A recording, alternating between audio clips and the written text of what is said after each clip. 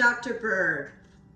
I know you don't know me, and this letter will probably get piled in the letters I write to men that never really get read, but alas, I like to pretend that someone hearing me read this aloud will have sympathy on me and give me some answers or support.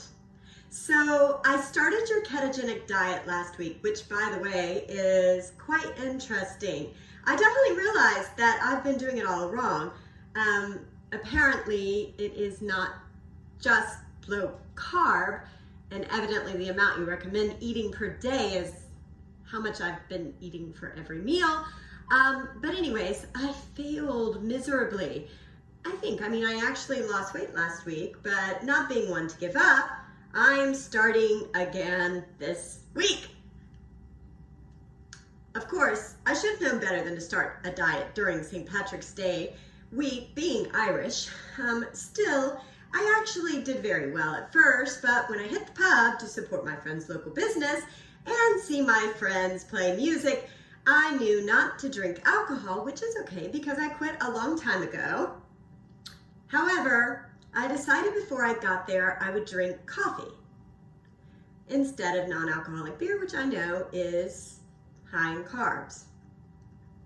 So I packed my stevia, and I wanted to make sure that I didn't get any of those artificial sweeteners or any kind of naughty carbs or anything like that. So there was a guy that had a food truck, and he was selling coffee, and it was pre-packaged apparently, like little individual packages. And anyways, he had quite the sad little story. He was divorced and his wife took his kids, and it was really actually very sad. So of course I couldn't be rude and not buy his coffee. So I did, but the packages apparently had sweetener already in it, already had sugar. I don't even know how many carbs it was, but I'm sure it was bad. It was sugar. And I don't know. Anyways, I do have to say they were very good. And I'm a coffee snob, so let me just tell you, they were good.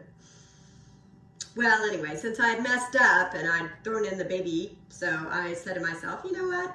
Might as well have some fish and chips and some fried bangers.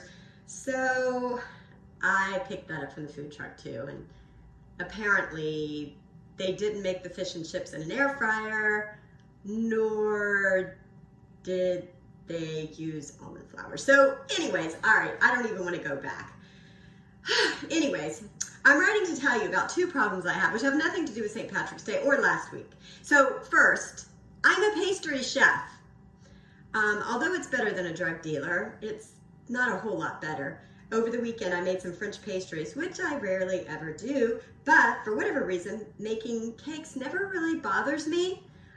It's cookies and French pastry that totally mess me up, especially when I make them really good from scratch. So they really are so tempting. So the question is, so I started wondering over the weekend, if I just take a lick, just a little lick, would it be all right? Or would it break my fast? Would it throw me out of ketosis? And if so, how many licks? 1 lick? 2 lick? How many licks can I have? All right, if I can't lick, then forget it. What about just fantasizing? Can I just fantasize about the pastries, or will that throw me off ketosis too? So, all right, those are innocent questions. All right, so if you're already thinking to yourself, well, she probably needs a new career pattern if she's going to continue this ketogenic diet, well, that's why I have this Naughty to Nice show. I am trying to convince people to do these diets with me. So anyways, we shall see. So the second question. All right, in most of your videos, you recommend intermittent fasting, which, by the way, I am all for. It's not only biblical, and I'm also fascinated by your research and the benefits of fasting.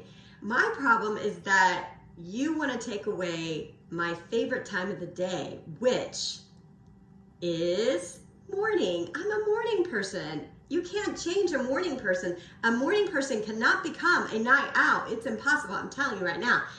And part of my morning ritual involves drinking a lot of coffee with unsweetened coconut milk, which is supposed to be okay, right? But that throws me out of a fast. Does it also throw me out of, no, it doesn't throw me out of ketosis, but it can throw me off a fast. So anyways, the thing about it is I only drink like 1/4 of a cup of coconut milk. is that still going to throw me out of a fast? So anyways, I want to know the truth, but I want the truth to be that I can keep doing that and do your diet.